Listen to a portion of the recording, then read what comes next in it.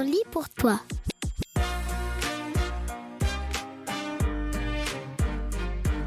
Aujourd'hui, on lit pour toi Les As de l'info et Québec Science.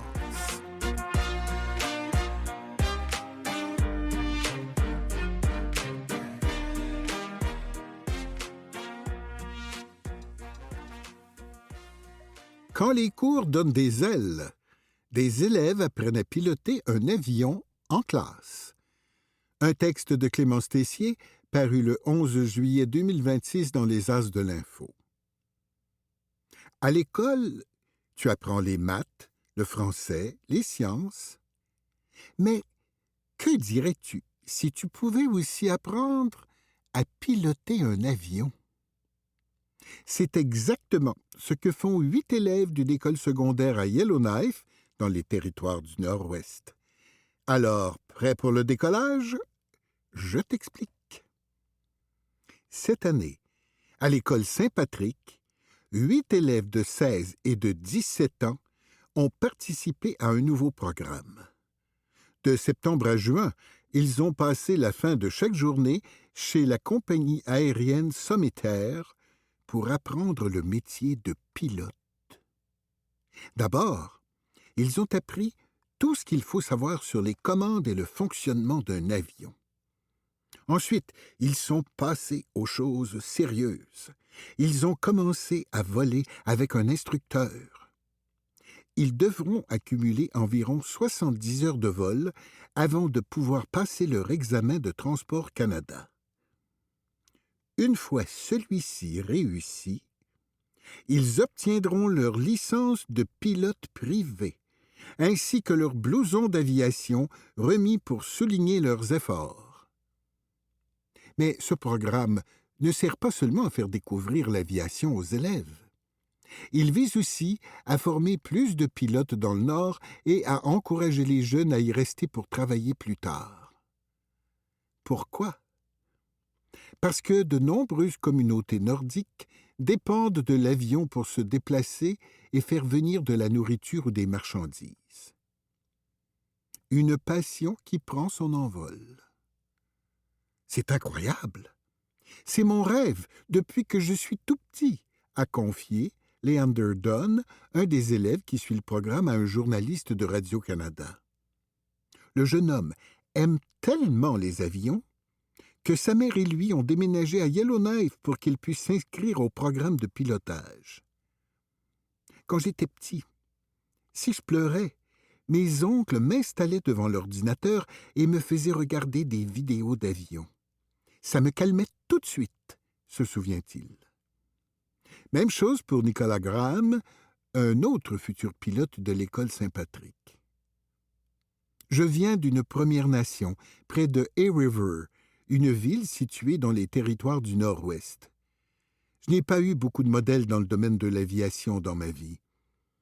À tous les enfants des Premières Nations, vous pouvez faire ce que vous voulez et poursuivre vos rêves, a-t-il confié à Radio-Canada. Et toi, si tu pouvais apprendre un métier à l'école, lequel choisirais-tu?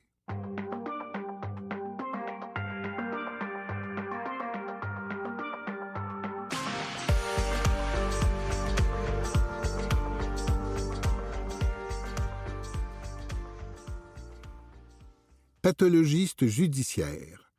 Un texte paru le 3 juillet 2026 dans Québec Science.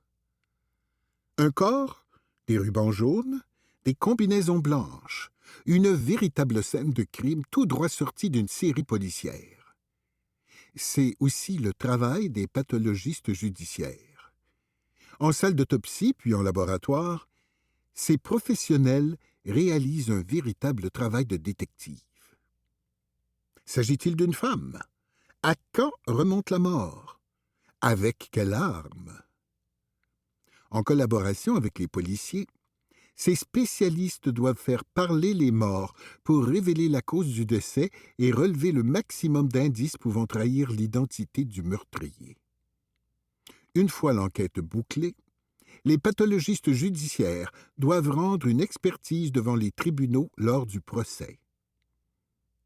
Yann Dazé est pathologiste judiciaire. Yann a obtenu son diplôme le 30 juin 2010 en anatomopathologie, une spécialité médicale qui s'intéresse aux altérations des tissus et des cellules provoquées par la maladie. 2 mois plus tard, il a intégré l'équipe du Laboratoire de sciences judiciaires et de médecine légale de Montréal. Voici une entrevue avec Yann Dazé, réalisée par l'équipe de Québec Science. Qu'est-ce qui t'a donné envie de devenir pathologiste judiciaire? Le travail de pathologiste m'intéressait, surtout le côté diagnostic et le travail de laboratoire. Pendant mes études, j'ai réalisé un stage dans le service dans lequel je travaille aujourd'hui qui m'a décidé. L'équipe qui était en place a aussi beaucoup motivé mon choix. Quelles sont les différences avec la profession d'anthropologue judiciaire? C'est complètement différent. L'anthropologue judiciaire est anthropologue de formation et s'appuie uniquement sur les os pour identifier l'âge, le sexe, la taille et les traumatismes de la victime. Je m'attarde surtout à déterminer la cause du décès, principalement dans des cas de mort violente ou suspecte. Quelles sont les qualités d'un bon pathologiste? La qualité première, c'est d'être méticuleux. Il faut aussi avoir une passion pour les défis intellectuels et avoir un gros sens des responsabilités. Quel conseil donnerais-tu à un ou une jeune qui veut exercer ce métier? Le premier, ne pas avoir peur du sang, car une autopsie est un acte plutôt invasif. Deuxièmement, faire une croix sur le côté contact avec le patient, habituel en médecine, et contribuer au diagnostic. Enfin, être prêt à investir beaucoup de temps et d'énergie. Ce sont de très longues études, 11 années après le cégep. Qu'est-ce que tu aimes le plus dans ton métier? L'essence même de mon métier, le diagnostic. Je réalise des autopsies lorsque les morts sont obscures ou violentes. Je dois trouver la bonne cause du décès. C'est là que je me sens le plus utile pour la société. Qu'est-ce que tu aimes le moins? Les corps sont quelquefois dans de mauvais états de conservation. Ce n'est pas hyper réjouissant, même si l'on s'y habitue. Les témoignages lors des procès sont difficiles émotionnellement et je passe parfois des journées entières au palais de justice à attendre que ce soit mon tour de témoigner. Comment s'est passée ta première autopsie? T'y es-tu habitué? Je me souviens très bien. L'université offrait la possibilité d'assister à une autopsie. J'étais étonné une fois sur place. Dans notre société, peu de gens sont confrontés à la mort ou alors dans un salon funéraire, ce qui est complètement différent. À la longue, c'est comme n'importe quel travail. Ça devient la routine. On s'habitue aux odeurs, même les plus mauvaises, à la vue des corps. Ta vision de la mort a-t-elle changé? En tant qu'être humain, je me pose des questions sur le sens de la vie, sur ce qui se passe après la mort. Mon travail n'a pas changé ma vision de la mort, mais plutôt celle de la vie. Les êtres humains peuvent être bons, mais aussi capables des pires atrocités. Une affaire qui t'a touché? De façon générale, lorsque les corps sont largement traumatisés, c'est difficile d'un point de vue professionnel et personnel. Les décès, chez les enfants aussi, même si la plupart du temps il s'agit d'une mort naturelle.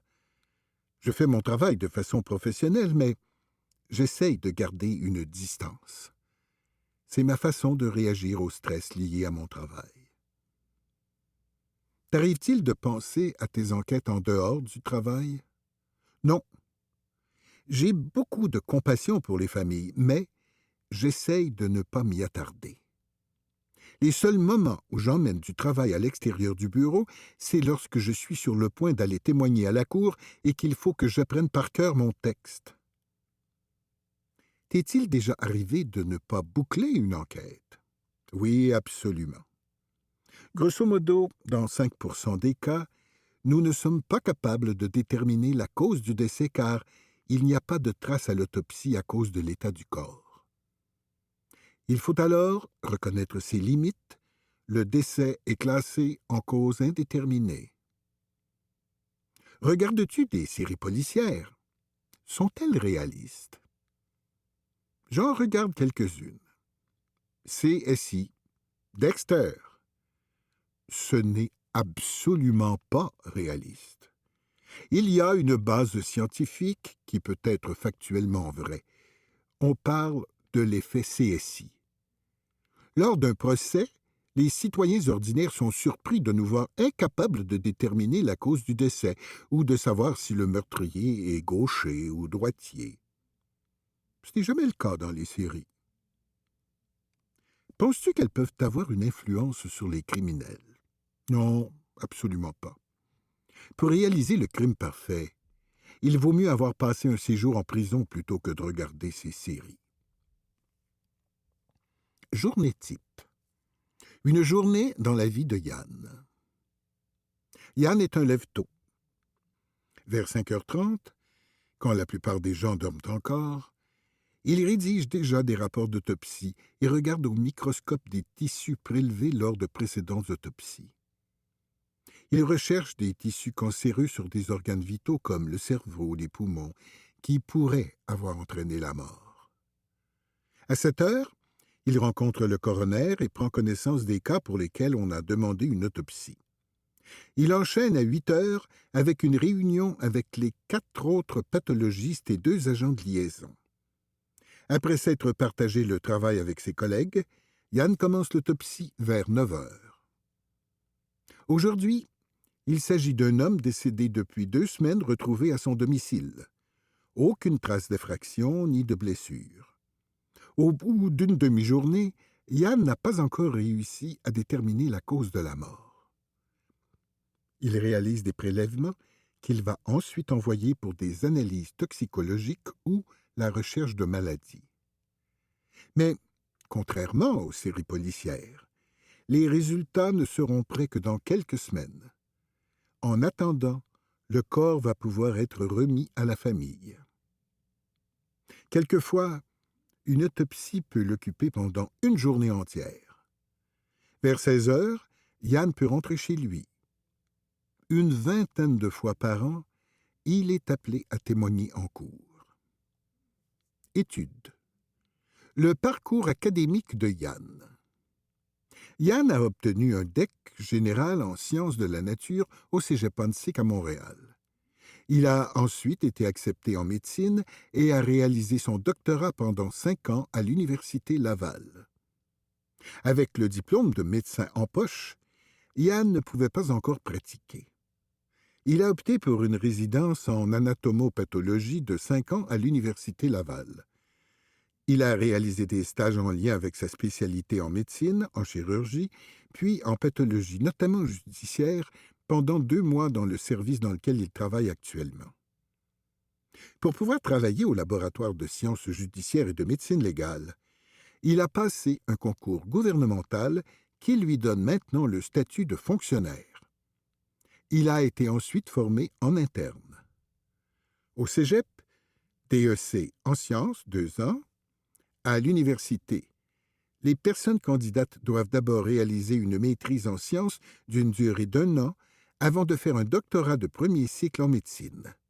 Au Québec, 4 universités offrent la formation en médecine. Université Laval, Québec, Université McGill, Montréal, Université de Montréal, Université de Sherbrooke.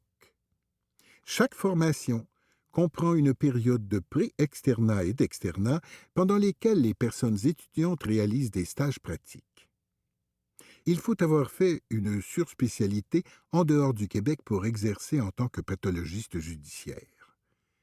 Et après? Au Québec, les pathologistes judiciaires peuvent travailler uniquement au laboratoire des sciences judiciaires et de médecine légale.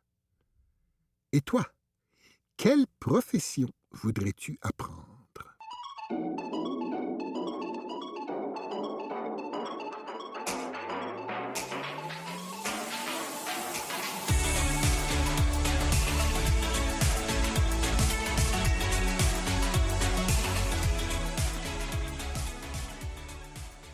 Un festival autochtone débarque dans Roblox. Un texte de Clémence Tessier, paru le 13 juillet 2026 dans les As de l'Info. Tu connais sûrement Roblox, le célèbre jeu vidéo dans lequel des millions d'utilisateurs créent leur propre monde virtuel. Mais savais-tu que cet été, tu pourrais assister à un festival directement sur cette plateforme? Oui, oui. Voici comment un festival autochtone de la Saskatchewan au Canada s'est retrouvé dans ce jeu vidéo très populaire. Cette année, pas besoin de te rendre en Saskatchewan pour prendre part aux festivités. Tu pourras les découvrir directement dans Roblox. Les gens qui n'auront pas la chance de se rendre à Batoche auront l'occasion d'amener Batoche vers eux. C'est une partie de l'expérience pour qu'ils puissent vivre à leur manière, a expliqué Andrea Fils, directrice des sports et de l'éducation de la petite enfance de la nation métisse de la Saskatchewan à Radio-Canada. Le festival Back to Batoche est un événement de 4 jours où on célèbre la culture métisse. Les Métis sont l'un des 3 peuples autochtones du Canada, avec les Premières Nations et les Inuits. Ils ont une culture et une langue bien à eux. Le festival a lieu à Batoche, en Saskatchewan, depuis plus de 50 ans. Au programme, danse, musique, contes et arts traditionnels. Jouer et célébrer sans quitter la maison. Le festival a collaboré avec Masqua Games, un studio qui crée des jeux vidéo. Ce sont eux qui se sont occupés de construire cette version virtuelle de Back to Batoche dans Roblox. Dans le jeu vidéo, il y aura plusieurs activités inspirées du vrai festival. Par exemple, les joueurs pourront visiter un espace pour enfants, participer à des courses de chevaux ou s'essayer au lancer de haches. Ils pourront aussi discuter et se déplacer ensemble dans l'univers virtuel. Et à Batoche, des tablettes électroniques seront prêtées aux visiteurs du festival pour leur permettre d'essayer le jeu. Quelle activité de festival préfères-tu? La musique et les spectacles? La danse? Les jeux? La nourriture et les kiosques? Je ne suis jamais allé à un festival? Apprendre une langue en jouant? Le projet veut aussi faire connaître le Michif, une langue parlée par plusieurs métis. Le Michif mélange surtout le français et des langues autochtones. Par exemple, le mot Michif veut lui-même dire métis. Aujourd'hui, peu de personnes le parlent encore. Dans le jeu, les joueurs pourront apprendre certains mots en Michif. Avant sa sortie officielle, le jeu sera testé par des jeunes adultes de la nation métisse de la Saskatchewan. Et toi, si tu pouvais créer ton propre festival, qu'est-ce qu'on y célébrerait?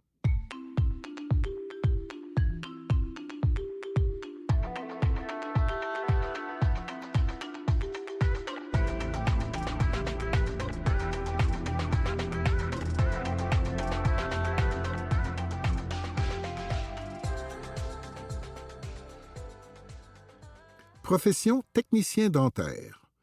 Un texte paru le 19 juin 2026 dans Québec Science. Tu t'es cassé une dent et tu as besoin d'une couronne pour la remplacer? Vite, un technicien ou une technicienne dentaire et de la porcelaine à la rescousse. Du dentier de ta grand-mère à l'implant dentaire de ton père, les techniciens et techniciennes dentaires sont des joailliers du sourire. Et pourtant, leur métier est peu connu, car les patients et patientes ne les rencontrent jamais.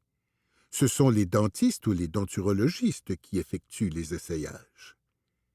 Les techniciens et techniciennes dentaires sont des personnes très minutieuses, qui doivent faire preuve d'une grande dextérité manuelle, puisqu'ils et elles sont appelés à fabriquer de petits objets qui doivent s'intégrer soit à une prothèse, soit directement à la bouche des patients. Ces spécialistes doivent aussi avoir une âme d'artiste pour arriver à un résultat à la fois joli et confortable en bouche. Heureusement, l'informatique vient leur prêter main forte. On conçoit des prothèses de façon virtuelle avant de les matérialiser grâce à des machines sophistiquées. Simon Leclerc, technicien dentaire. Simon co-dirige un laboratoire dentaire depuis 1987 à Laval. 16 personnes y travaillent. Des prothèses et des couronnes, l'équipe en a fabriqué des milliers. Entrevue. Entrevue avec Simon. Qu'est-ce qui t'a poussé à exercer ce métier? C'est un métier qui permet de créer à partir de peu de choses. Des vis, une meule, des outils et quelques matériaux. Avec un bout de métal, je peux construire les piliers de soutien d'une couronne. J'utilise de la porcelaine pour la couronne elle-même, de l'acrylique pour fabriquer des dents, de l'or pour les blocs métalliques coulés qui servent à reconstituer la forme d'une dent. Évidemment, l'informatique et la robotique sont des outils incontournables. Mais à la base, c'est très stimulant de penser qu'il y aura quelqu'un qui utilisera le résultat de notre travail pour manger. Avec les années, as-tu développé une fixation sur les dents?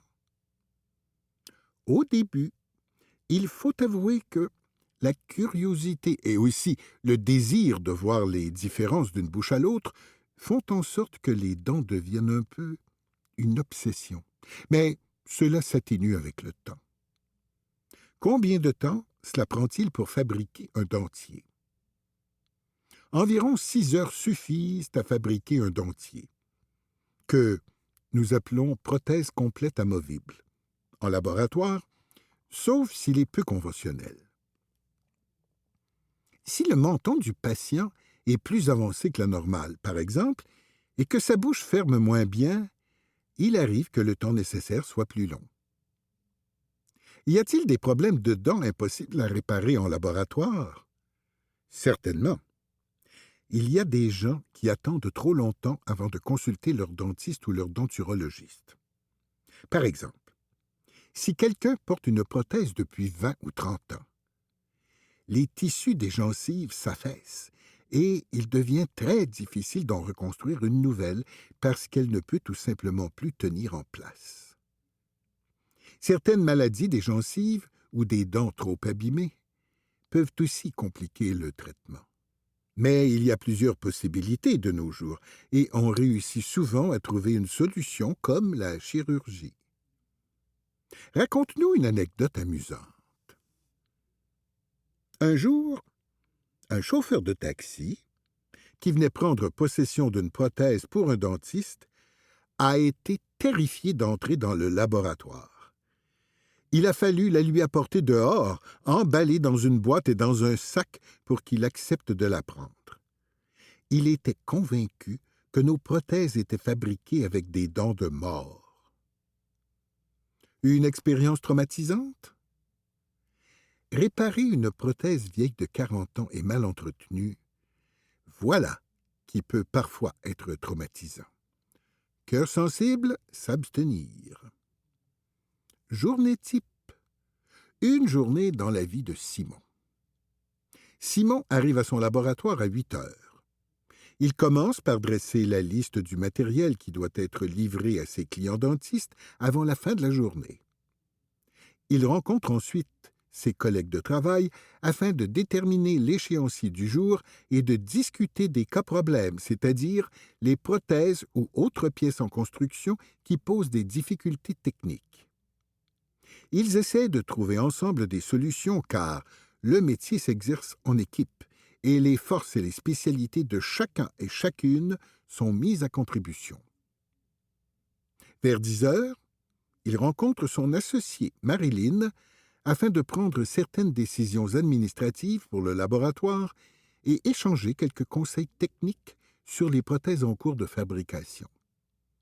Chacun s'en va par la suite accomplir ses tâches. C'est alors que Simon sort ses outils pour commencer ou poursuivre la construction de ses prothèses, couronnes, ponts, etc. Après le dîner, Simon fait ses retours d'appel, vérifie l'état du travail accompli à 7 heures selon l'échéancier fixé en matinée, et se penche ensuite sur les prothèses à construire qui sortent de l'ordinaire. Il avise alors les dentistes des changements qu'il devra apporter à leur ordonnance si nécessaire. C'est vers 16h30 qu'il quitte le boulot, satisfait du travail accompli, après une journée bien remplie. Études. Le parcours académique de Simon.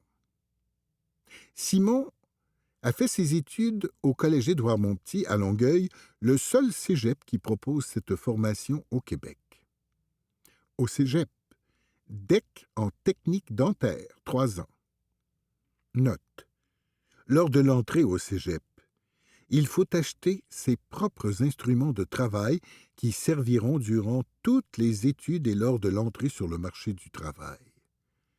Et après, pour porter le titre de technicien dentaire et diriger son propre laboratoire, il faut devenir membre de l'Ordre des techniciennes et techniciens dentaires du Québec, OTTDQ. Cela permet de poursuivre sa spécialisation grâce à des séances de formation continue organisées par l'OTTDQ, histoire de se garder à la fine pointe de la technologie et des nouveaux matériaux disponibles sur le marché. Le technicien dentaire exerce son art dans des laboratoires dentaires commerciaux, des hôpitaux, des cliniques dentaires ou d'orthodontie, des facultés dentaires d'université au sein d'organismes gouvernementaux ou encore pour des compagnies dentaires manufacturières. Toi, tu aimerais être un artisan?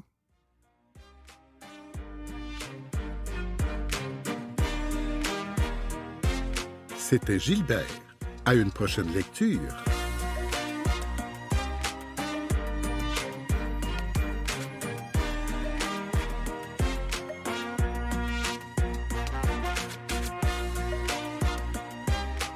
C'est tout pour aujourd'hui. Merci à Gilbert, Christiane, Louise, Mathieu et Carlo. On se retrouve la semaine prochaine.